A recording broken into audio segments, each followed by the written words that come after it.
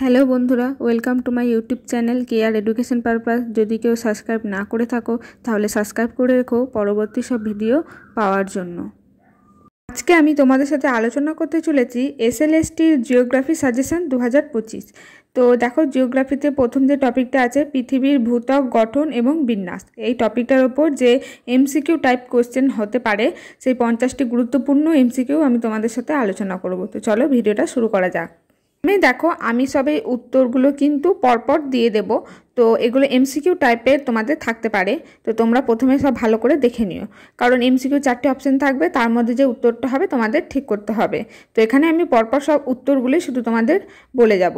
তো দেখো, প্রথমেই আছে 1 নম্বর, অগ্নুৎপাতের মাধ্যমে নির্গত অর্ধগলিত সান্দ্র পদার্থ আসলে ম্যাগমা। এখানে 4টে অপশন থাকবে, তোমাদের যে কোনো যেটা সঠিক উত্তর সেটা লিখতে হবে। তো এখানে সঠিক উত্তর হচ্ছে ম্যাগমা। নম্বর হচ্ছে গুটেনবার্গ বিযুক্তির স্তরটি ভূপৃষ্ঠ থেকে যে গভীরতায় অবস্থিত হচ্ছে 2891 কিলোমিটার। 3 নম্বর হচ্ছে মহাদেশীয় ভূত্বক যে উপাদানের প্রাধান্যযুক্ত Si+Al এই দুটি স্তর দ্বারা গঠিত। তো এখানে আরও অপশন থাকবে, তো তোমরা যেটা সঠিক সেটাই লিখবে। তো আমি সঠিক অ্যান্সারগুলো দিয়ে দিয়েছি, তোমরা এগুলোই কিন্তু দেখে ঠিক করে লিখবে। 4 নম্বর দেখো, পৃথিবীর কঠিন বহিরাবরণকে বলে ভূপৃষ্ঠ। 5 নম্বর দেখো, পৃথিবীর কেন্দ্রমণ্ডলে প্রবাহিত হওয়া একমাত্র ভূমিকম্প তরঙ্গটি হল পি তরঙ্গ। পৃথিবীর মোট ব্যাসার্ধের অর্ধেকেরও বেশি বেধযুক্ত ভূস্তরটি হল কেন্দ্রমণ্ডল। 7 নম্বর, গভীরতা বৃদ্ধির সাথে গুরুমণ্ডল স্তরের ঘনত্ব বৃদ্ধি পায়। 8 নম্বর, কনরাড বিযুক্তির সংলগ্ন স্তর দুটি হল সিয়াল ও সীমা।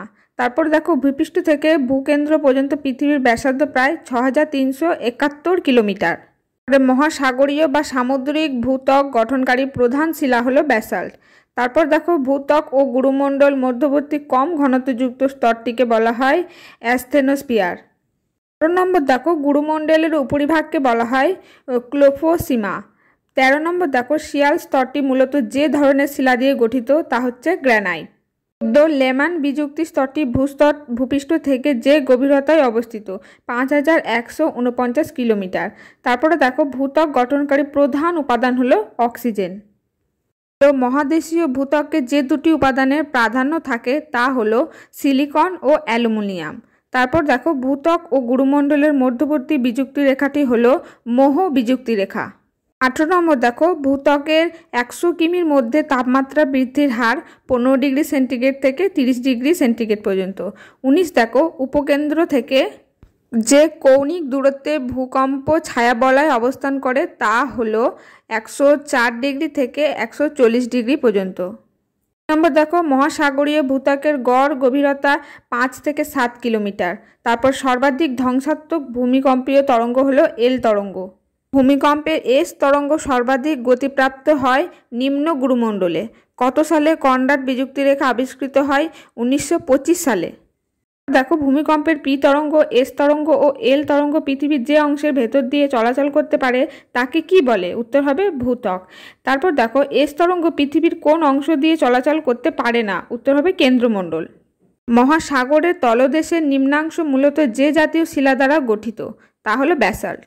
গুরুমণ্ডলের ঊর্ধ্বসীমায় অবস্থিত বিযুক্তি তলটির নাম হলো মোহ বিযুক্তি। তারপরে দেখো, পৃথিবীর গড় ঘনত্ব হলো 5.5 গ্রাম সেন্টিমিটার। ভূত্বক যার ওপর ভাসমান অবস্থায় রয়েছে সেটি হলো অ্যাস্থেনোস্ফিয়ার।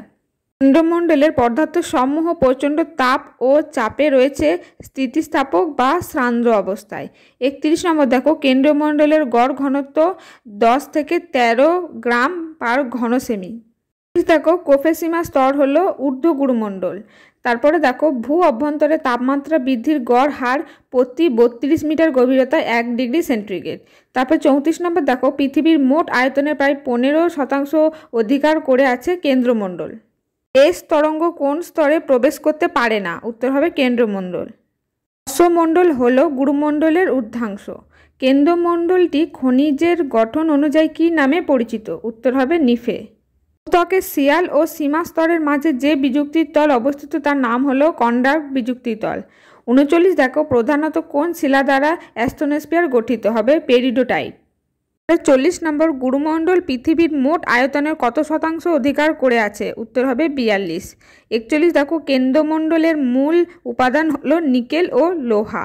তারপরে দেখো ভূমিকম্পের প্রাথমিক তরঙ্গের সর্বনিম্ন গতি দেখা যায় সিয়াল স্তরে। পৃথিবীর সবচেয়ে ভারী, উষ্ণতম এবং অর্ধতরল ম্যাগমা দ্বারা গঠিত ভূস্তর হল কেন্দ্রমণ্ডল। ভূত্বকের গড় গভীরতা 40 কিলোমিটার। 45 দেখো মহাদেশীয় ভূত্বক কোন শিলা দ্বারা গঠিত? উত্তর গ্রানাইট। তারপরে দেখো গুরুমণ্ডলের গভীরতা কত? 2900 কিলোমিটার। পৃথিবীর কেন্দ্রমণ্ডলের বিস্তার হল 2,90,06,371 কিলোমিটার। তারপর হচ্ছে সিয়াল শিলাস্তর হল লঘু শিলাস্তর যুক্ত। তারপরে দেখো পৃথিবীর কেন্দ্রমণ্ডলের গড় উষ্ণতা প্রায় 6000 ডিগ্রি সেন্টিগ্রেড। মহাসাগরীয় ভূত্বক থেকে যে শিলা দ্বারা গঠিত তা হল ব্যাসল্ট শিলা। সমগ্র কেন্দ্রমণ্ডলের ব্যাস প্রায় 7000 কিলোমিটার। তারপর দেখো কোন ভূমিকম্প তরঙ্গ তরল পদার্থের মধ্য দিয়ে প্রভাবিত হতে পারে না? উত্তর হচ্ছে এস তরঙ্গের মধ্য দিয়ে। কত সালে মোহ বিযুক্তি রেখা আবিষ্কৃত হয়? 1909 সালে। ভূমণ্ডলের গড় উষ্ণতা প্রায় 2000 ডিগ্রি থেকে 3000 ডিগ্রি সেন্টিগ্রেড। 55 নম্বর দেখো বিমিশ্র ভূত্বক কোথায় অবস্থান করে? মহাসাগরীয় শৈলশিরায়। লেম্যান বিযুক্তির সংলগ্ন দুটি স্তর হলো বহি ও অন্তর কেন্দ্রমণ্ডল। তারপরে দেখো গুরুমণ্ডলের গভীরতা ভূপৃষ্ঠ থেকে প্রায় 2900 কিলোমিটার। নিফে হলো আসলে কেন্দ্রমণ্ডল। তারপরে দেখো অ্যাস্ট্রোস্ফিয়ার সান্দ্র কেন? অধিক উত্তাপ ও পেরিডোটাইটের জলের উপস্থিতির জন্য। কেন্দ্রমণ্ডলের ঠিক ওপরে থাকে গুরুমণ্ডল। ভূ অভ্যন্তরে ক্রোফেসিমার স্তরটির বিস্তার প্রায় 637 কিলোমিটার। তারপরে দেখো 62 নম্বর ভূত্বকের গড় গভীরতা কত কিলোমিটার? 30 কিলোমিটার। 63 নম্বর দেখো পৃথিবীর কেন্দ্রে চাপের পরিমাণ কত? 3500 কিলোবার। তাহলে দেখো এই 63টা হচ্ছে তোমাদের পৃথিবীর ভূত্বক গঠন ও বিন্যাসের যে টপিকটা তার উপরে এমসিকিউ টাইপ কোশ্চেন অ্যান্সার। তো তোমরা সব ভালো করে দেখে নিও। আরও যদি অন্য কোনো টপিকের ওপর এরকম ভিডিও চাও আমাকে কমেন্ট সেকশানে জানিও। আজকের ভিডিওটা এই পর্যন্তই। যদি ভিডিওটি ভালো লাগে একটি লাইক করে দিও আর চ্যানেলটিকে সাবস্ক্রাইব করে পাশে থেকো।